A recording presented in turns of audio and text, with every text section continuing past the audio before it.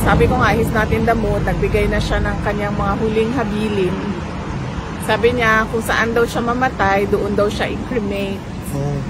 Okay, so sabi niya, sabi niya, kung mamatay daw siya dito sa Netherlands, wag na daw iuwi yung kanyang katawan sa Pilipinas. Ipa-cremate lang daw siya dito, yung ashes na lang daw yung iuwi.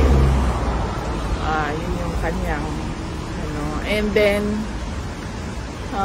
sabi ko, i-discuss na lang natin sa susunod kasi hindi ako pro-cremation. Hindi ako pro-cremation.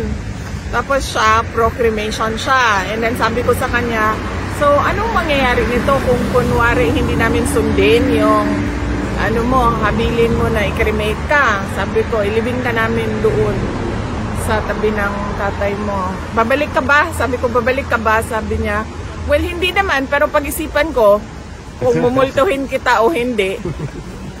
So, yun yung discussion ngayon.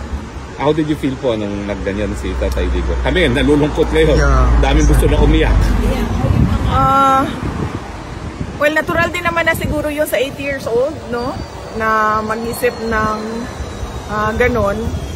So, and mabuti na rin yun na alam nating lahat kung ano yung kanyang last wishes para magagawa yun kapag nangyari na. Are you prepared for that, Vice President? Ang objection ko lang is hindi nga ako pro-cremation. So, ang takot ko lang din is baka multuhin niya ako pag hindi sinunod yung kanyang habilin na magpa-cremate siya. So, yan.